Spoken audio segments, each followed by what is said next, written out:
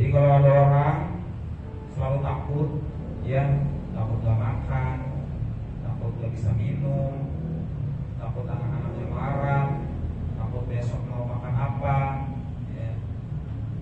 Itu sering-sering mewirid hasbiyallah atau hasbunallah wa ni'mal wakil, sama Allah nanti diberikan ketenangan.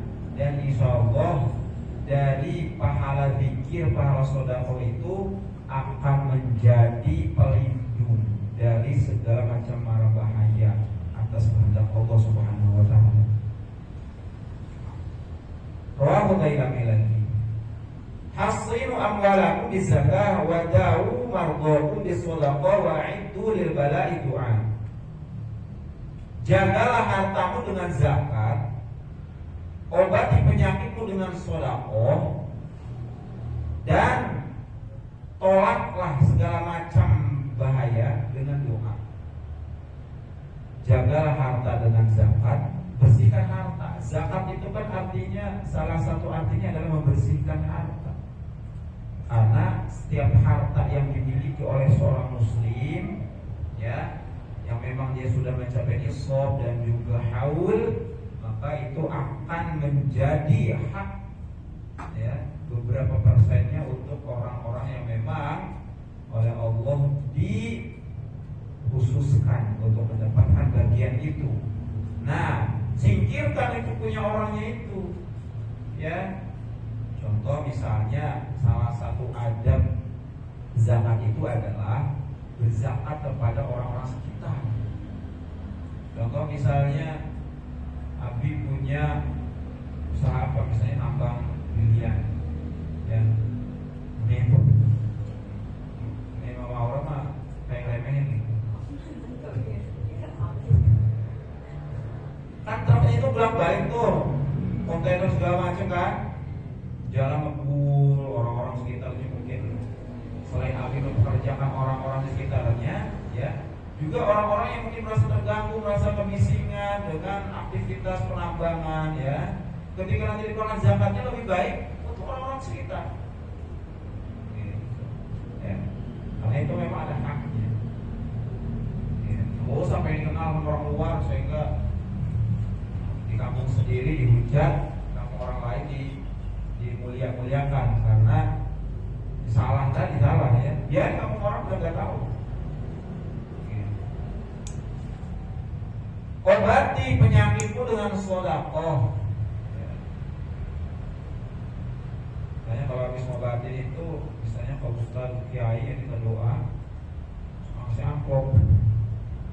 Ya ini dalilnya tuh. Ini sedekah, niatnya sedekah apa ngasih hadiah. Apa korelasinya obat dengan ngobatin sakit dengan sedekah? Ya korelasinya memang nggak ada secara rasional, secara ilmiah memang nggak ada. Ya, misalnya penyakit demam diobatin sama duit di dalam amplop, sembuh tiba-tiba, ya. Itu mah karena apa? Karena wasilah, ya, wasilah kebaikan bisa jadi menjadikan sakitnya jadi hilang. Dan tolaklah segala macam bahaya dengan doa.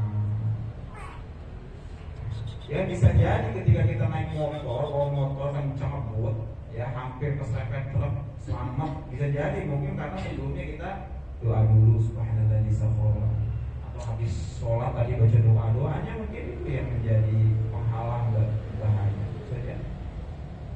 Ya, karena para ulama itu selalu mengajarkan, ya, banyak zikir, banyak bertasbih, itu salah satu tameng ampuh untuk menjaga kita dari segala macam bahaya.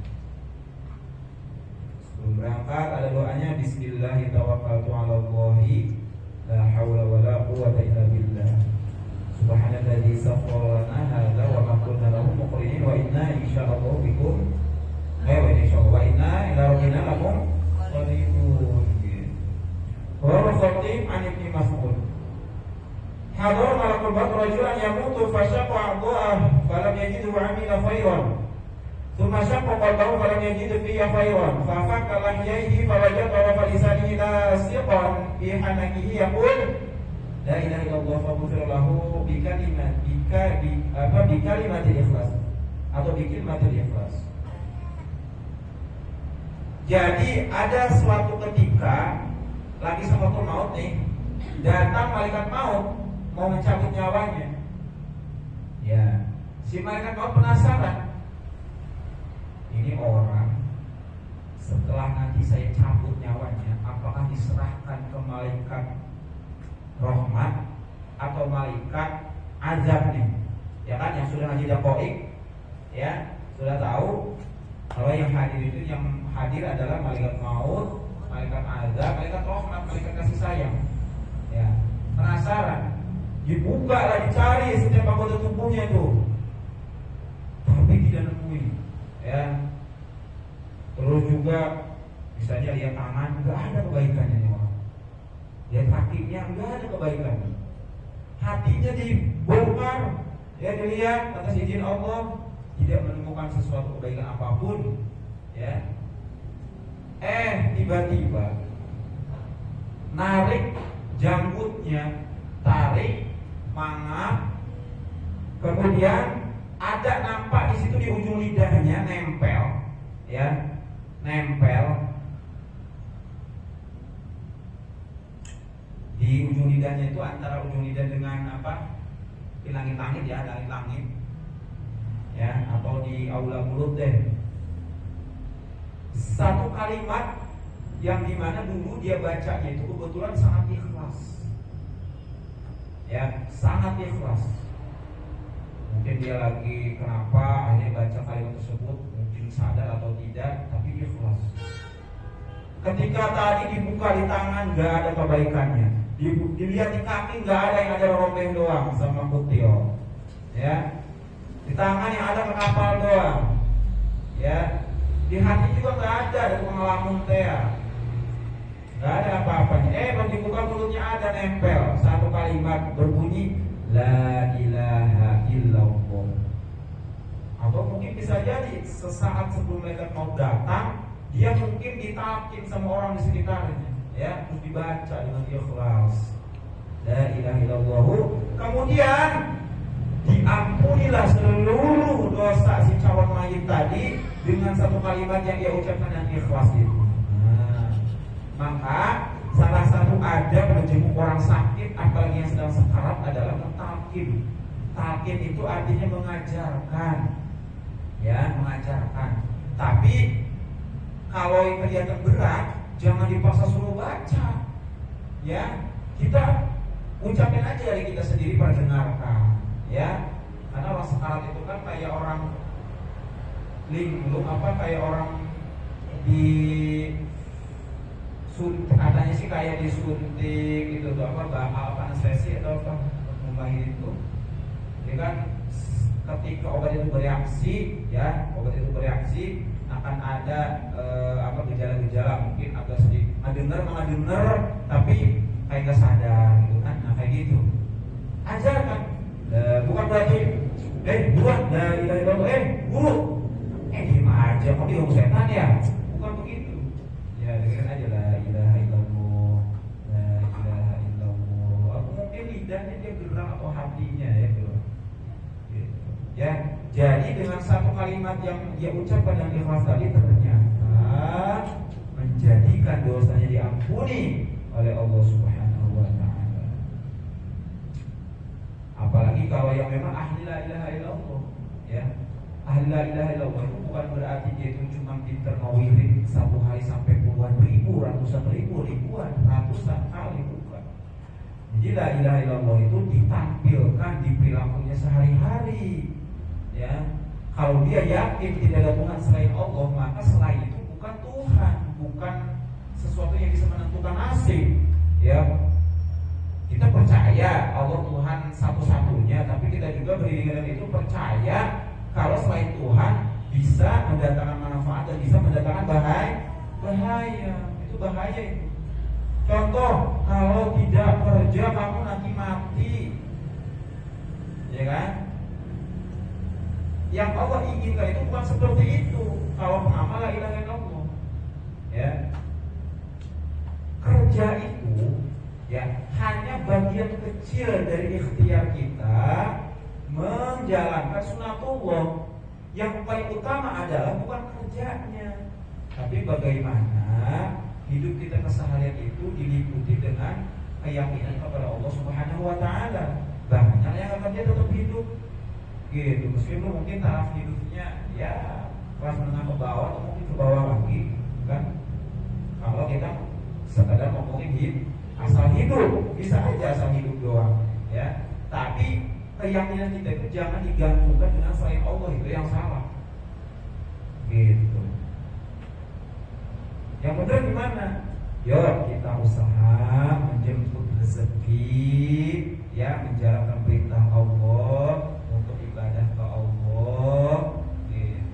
Dapat atau tidak dapat, yang kecil atau besar, sedikit atau banyak, tergantung keputusan Allah dan ikhtiarnya gitu ya.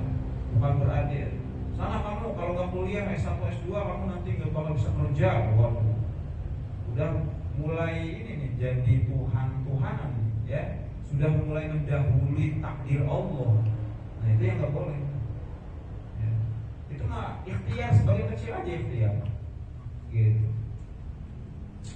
Awas hati-hati, itu sama aja kayak menuhankan kampus, menuhankan pabrik, menuhankan tempat kerja, menuhankan ikhtiar itu, menuhankan ikhtiar itu ya, jangan sampai. Atau bahkan mungkin kita menuhankan suami. Waduh, kalau suami saya nggak kerja, saya nggak bisa jajan. Waduh, kalau suami saya nggak ini, saya nggak bisa ini. Nah, itu menuhankan suami berarti ya. Dan Allah itu nggak mau seperti itu. Jadi muamalah ilahi Allah itu adalah yakin semuanya itu Allah yang berkuasa dan berkehendak. Sisanya itu adalah bagian-bagian dari apa? Untuk pelengkap sunatullah di dunia aja. Pelengkap sunatullah. Apa sunatullah ya? Semacam hukum alam lah. Hukum alam. Kerja dapat duit. Ya, meskipun kerja ada yang dapat duit tuh, ya kan? Dari kasih omongannya ada. Ada yang nggak kerja tapi dapat duit aja. Ya, itu Allah ingin menunjukkan bahwa semuanya itu Allah yang mengatur. Gitu. Buktinya yang kerja ada yang nggak dapat duit. Buktinya ada yang nggak kerja tapi dapat duit. Gitu. Terus gimana caranya? Ya jalanin sunatullahnya. Kalau sunatullahnya kamu kerja ya kerja sana. Kalau sunatullahnya kamu di rumah aja, di rumah aja. Gitu. Rasul Nabi dunia Nabi Hurairah, hakun ala Allah alla yartafi'a syai'un minad dunya illa wadu'ahu. Hak bagi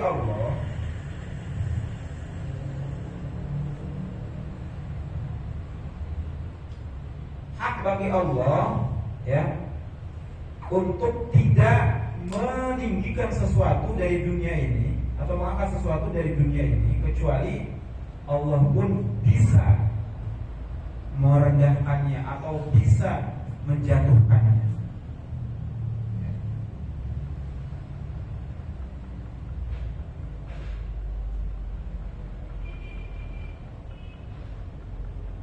Nah, di sini ada sedikit penjelasannya. Maksudnya adalah ketika ada yang merasa tinggi, ya, maka hak bagi Allah untuk bisa menjatuhkannya, merendahkannya. Atau mungkin ketika Allah mengangkat seseorang derajatnya, Allah pun bisa menjatuhkan seseorang derajatnya. Hari ini jadi bupati, besok mungkin tergantikan, bisa jadi itu jadi hina. Ya, gitu Allah bisa saja. Ya. Semuanya itu berjalan.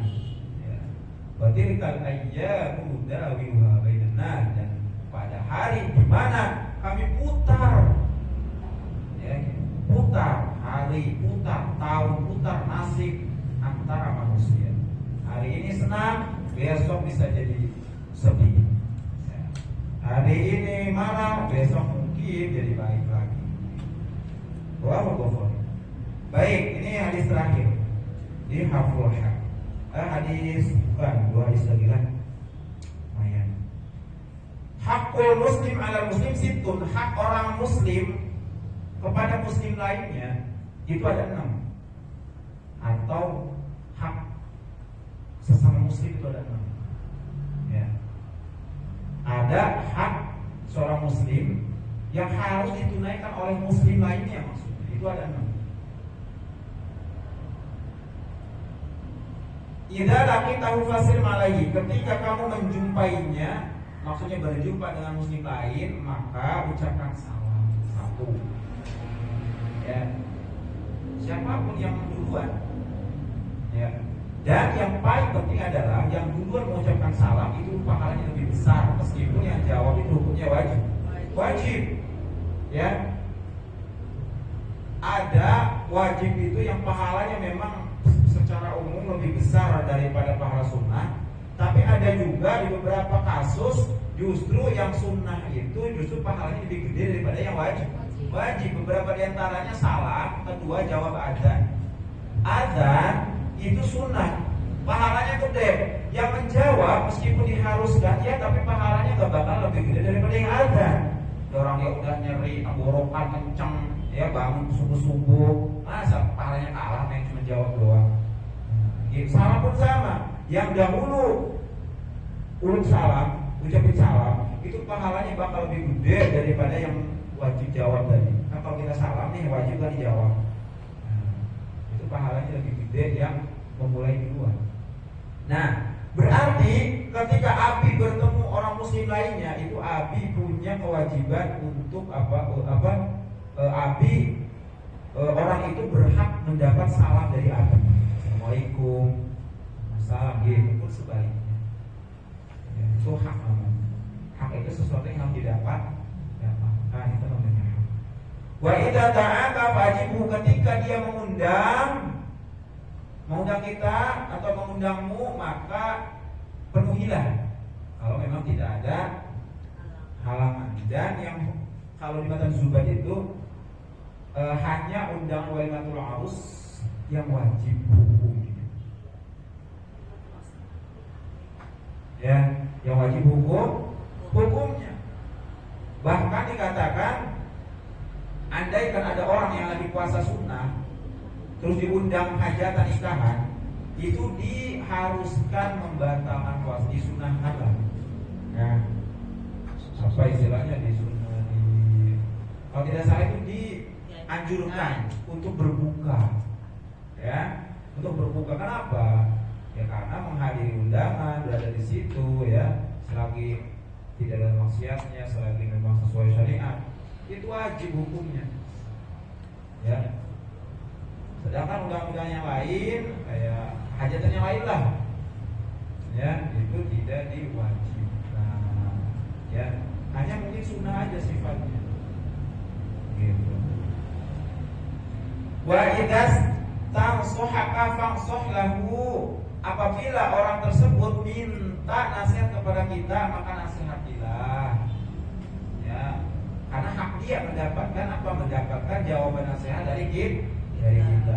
Wa idza aqasa fahamidallaha fashamithu, apabila dia bersin kemudian langsung ucapkan alhamdulillah, maka jawab alhamdulillah. Menjawab pada kita, ya rahmukallah. Kalau kita kan bersin aja, ya, sampai keluar ingus juga nggak baca hamdalah. Gitu. Memang sunnahnya ketika bersin ucapkan alhamdulillah, dan kita yang mendengar diharuskan menjawab pujian dia dengan berdoa. Nah, mendoakan ini adalah untuk dia, hak dia mendapatkan doa dari kita ketika dia bersin lalu memuji Allah. Kalau nggak memuji mah bosan, ya kalau diem aja udah. Wa idza mariqo fa'udhu, apabila ia sakit jenguklah. Udah berapa berarti ini? 1 salam, 2 menjawab undangan, 3 memberi nasihat, 4 bersin terus menjawabinya, 5 apabila ia sakit maka hak dia mendapat perhatian kita untuk dijenguk. Wa idza mata fatabi'hu, apabila ia mati maka ikutlah. Bukan ya, kata itu maka iringilah jenazah, bukan ikut. Ya, kalau ikut mah enggak mau ya. Gitu. Maka itu hak selama dia muslim. Ya, selama dia muslim sampai meninggal, hak dia mendapatkan perhatian kita untuk mengiringnya sampai ke kubur. Ya. Kata para ulama itu sebagaimana contoh Rasulullah mengiring jenazah itu paling belakang. Ya, yang membuat keranda itu paling belakang, kita yang mengiringnya di depan. Kalau kita sekarang diarah. Nah, sebenarnya itu justru contoh Rasulullah itu justru naik paling belakang, kita di depan. Apalagi kalau yang iri itu biasanya pakai motor, yang mayatnya digotong 4 orang sampai ngos-ngosan gantian. Yang ngiringinnya naik motor.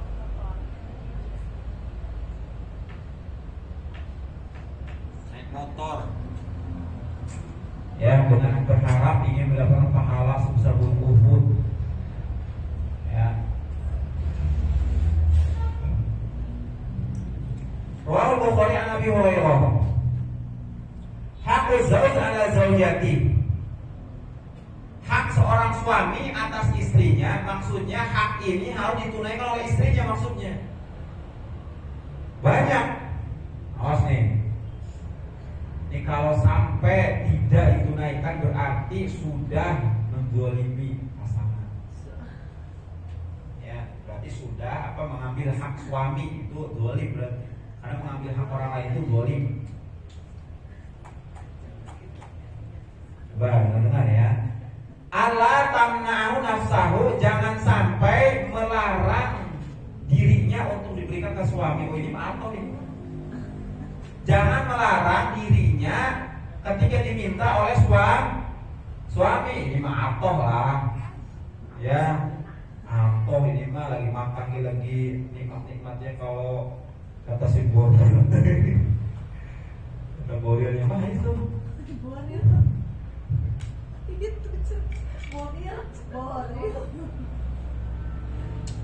Langsung gercep, langsung cuci tangan. Langsung gak cuci lama doang aja langsung masuk kamar ya. Ya selama memang tidak ada halangan, maka dalam kondisi apapun wajib, karena itu hak yang harus ditunaikan, wajib hukumnya. Bahkan Rasulullah itu menggambarkan andaikan di atas punggung unta, di atas kendaraan, suaminya minta langsung, ini mah perumpamaan saja, sakingku memang betul-betul harus ditanggapi. Kalau memang lagi tidak dalam kondisi, ya misalnya kalau memang lagi kondisinya tidak memungkinkan, lagi banyak tamu berangku, atau lagi haid, lagi sakit, lagi betul-betul sangat tidak memungkinkan, masa iya lepasnya pengertian lah. Tapi dalam kondisi nyantai, normal, ya tidak membahayakan, ya harus ditemui. Nomor 1, wa ikanat ala dhahri farqatin, meskipun si perempuan, si istri dalam berada di atas, maksudnya di atas punggung unta. Nah, contoh perumpamaan saja.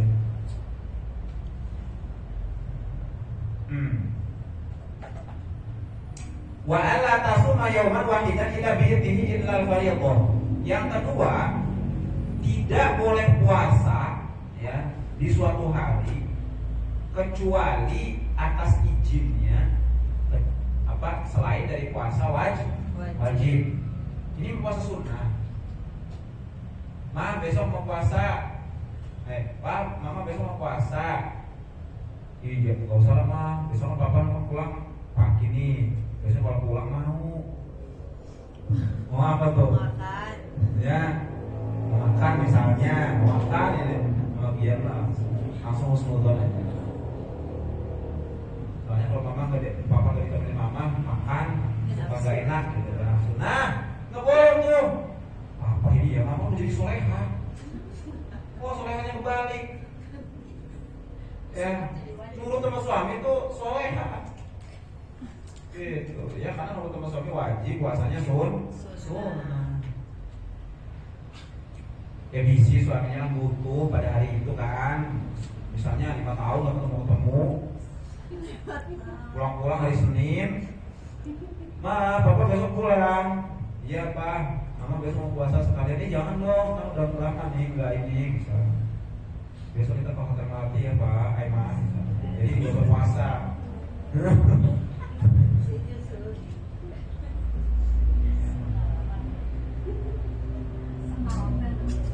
Jadi nggak boleh kecuali dengan izin suami. Terus kalau misalnya suami ini memang nggak ngerti, ya tanya aja alasannya. Apa sih orang nggak berpuasa? Ya nggak usah, ya udah nggak usah. Kecuali puasa waktu. Fa'in fa'alat asimat, ketika si istri tadi memaksa ingin melakukan puasa, maka dia justru dapat dosa.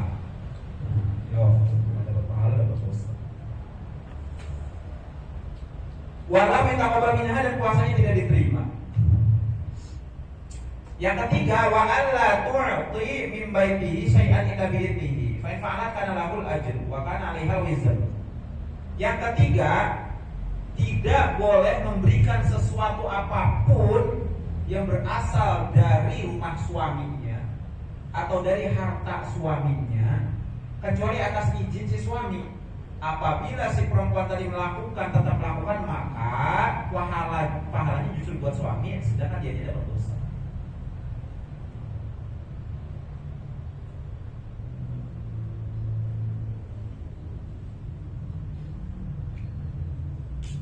Memang kalau istilahnya guru-guru itu ya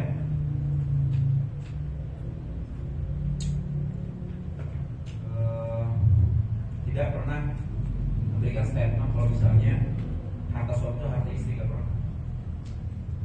Tapi ya suami itu wajib sok tuh buat kamu ya, atau istilahnya apa ya, karena ketika suami itu meninggal tetap peninggalannya itu diwaris, ya kan? Beda halnya kalau misalnya memang sudah diberikan secara utuh dari suami, itu terserah istri. Tapi kalau suami itu hanya menitipkan, silahkan dipakai, ya silahkan dipakai, kamu yang urus, kamu yang atur, misalnya. Nah ini beda lagi urusan. Berarti harta ini mesti punya suami, gitu. Nah harta ini punya suami. Ketika dia misalnya mengeluarkan untuk sedekah misalnya, tanpa izin suami, ya itu pahalanya justru buat suami nanti, memang punya suami, gitu. Dan dia dapat dosa, meskipun dia ngasih buat saudaranya, buat orang tuanya, ya buat orang tuanya. Tapi kalau suaminya yang soleh, sudah otomatis dipersilahkan, ya dipersilahkan, tapi tetap dengan cara yang baik, izin. Karena bagaimanapun perempuan tidak ada kewajiban beri nafkah untuk keluarganya, tidak ada. Tidak ada kewajiban.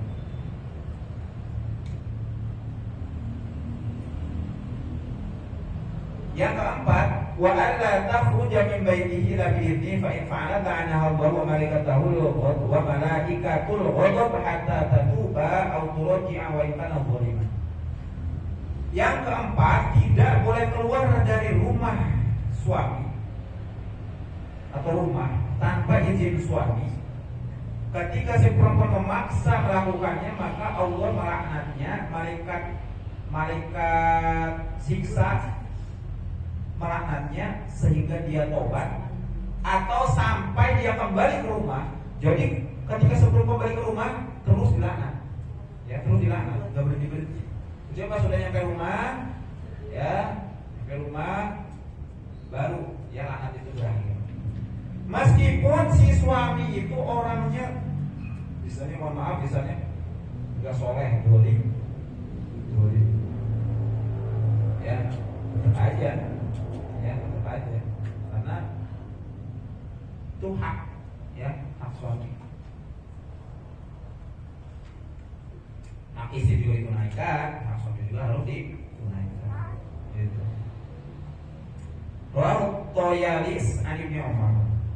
Satu lagi, hakuz zauji ala mar'ati ala tahmilu firasyahu wa an tabarra qasamahu wa an tuti'a amrahu wa an la takhruja ila baitihi wa an la tadkhila ilaihi ma yakrahu. Hak seorang suami sebetulnya masih ya, hak seorang suami, nanti hak istrinya banyak ya. Hak istri juga ada, tenang aja. Tenang aja. Mau diselesaikan nih sama istri juga, biar gak penasaran ya, biar dari tadi nahan terus ya, suami lagi. Hak seorang suami yang harus ditunaikan oleh istrinya, satu, Allah tahjuru firasyahu, tidak boleh meninggalkan tempat tidur atau kasurnya suami. Ini bahasa ini aja suami-suami ya, pada nyatanya kasurnya milik berdua.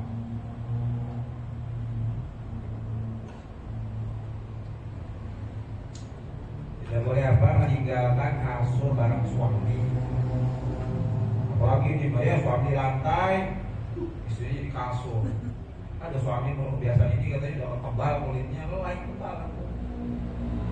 Istri suaminya sesuatu ketika pengen di atas kasur, pengen garang, cuma mungkin segan mau mintanya. Wa atabarro qasamahu.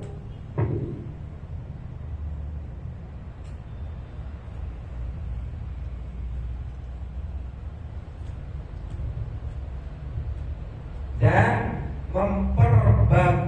memperbaiki atau memperindah qasamahu,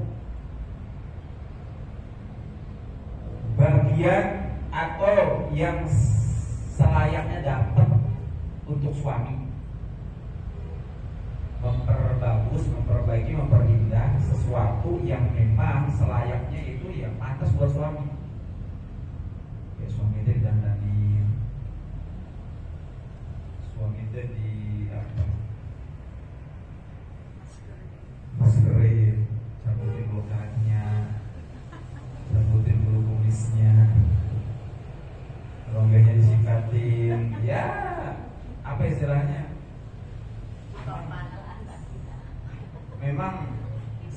Memang salah satu istri calon masuk surga itu memang harusnya begitu sebetulnya. Ya, sudah tuh. Wa antuti amrohu, dan yang ketiga, si perempuan mentaati perintahnya. Wa la takhruja ila baiti, yang keempat tidak keluar kecuali atas izinnya. Wa la tudkhila ilaihi man yakrahu, yang kelima tidak boleh memasukkan seseorang ke rumah suami, tidak boleh memasukkan seseorang yang tidak disukai oleh suami. Wah, pokoknya antami midari. Nah, sekarang hak perempuan, ya, hak perempuan. Hakul mar'ati 'ala zawj, hak perempuan yang hendaknya dilakukan ditunaikan oleh seorang suami adalah wa an yut'imaha idza ta'ima, hendaknya si suami memberinya makanan yang layak ketika dia makan. Wa yaksuha idza tusiya, dan hendaknya si suami memberikan pakaian kepada si perempuan atau si istri ketika dia pun menggunakan pakaian. Jangan sampai dianya pakaian bagus, istrinya nggak punya pakaian, pakai itu aja dah tertombeng. Jadi memang hak istri mendapatkan riasan diri, rias diri, apa sih istilahnya? Mempercantik diri itu, ya, itu hak istri yang harus ditunaikan oleh suami. Jangan kayak kemarin di minimarket tuh ada suami istri minta pengen di lipstick, suaminya marah, dijemput, ya tarik kerudungnya sampai lepas, ya.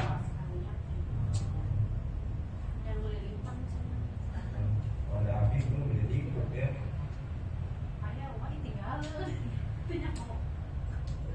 Ya, sangat disayangkan, ya. Itu hak istri itu dapat apa istilahnya, untuk mempercantik diri, memperindah diri, itu sebetulnya hak istri.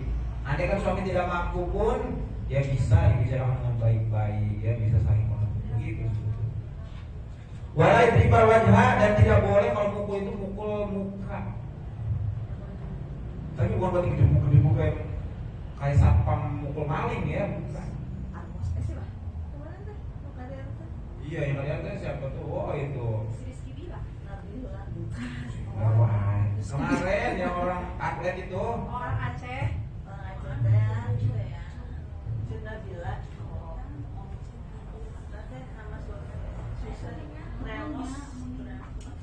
nggak boleh ya, lalu itu bahkan kalau mukul itu bukan berarti mukul itu tempat jujur badannya misalnya pakai kayu, enggak, bukan.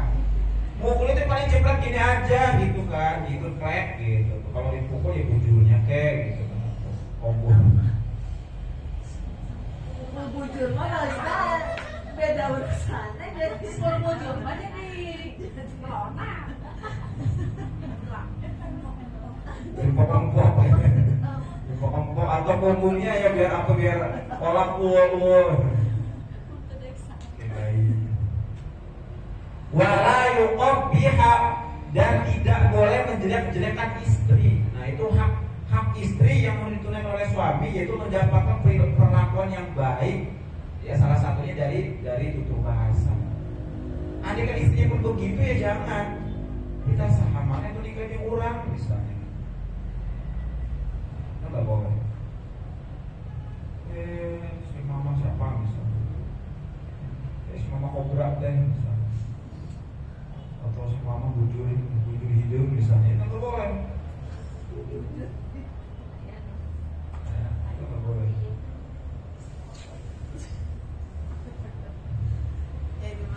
Ini mah harus difotoin, bikin status biar dibaca. Tadi mah jangan sampai tahu. Kata suaminya teh pulang kerja, nah ngaji tuh di hasur pelek teh. Ya udah tuh beres masak, sampai buru ya mandi. Nah itu tuh dijaga ya, kesinggung. Itu indahnya Islam tuh kalau belajar amal kan begitu. Jadi indah. Cucunya Pak Hasan yang kemarin gua ngaji ke sini. Wala yahjuru illa fil bait, tidak boleh meninggalkan istri kecuali memang di dalam rumah. Lagi di pantai misalnya, lagi di Taman Mini ditinggalin pulang. Ya, si bapak deh kata bapak dia. Gak sadar kalau istri itu masih lagi main roller coaster soalnya. Ya, main komedi putar ya. Anaknya disuruh nungguin, mamanya yang main ke atas muter-muter. Oh baik. Tidak aku jangan. Nah, ayo dipoto tuh, kasih foto itu. Tuh kan.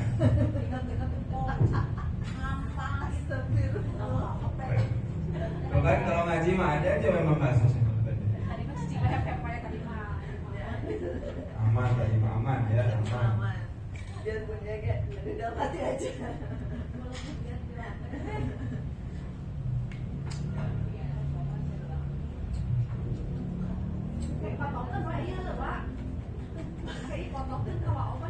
Ya kalau udah di dalam rumah mah ya silakan.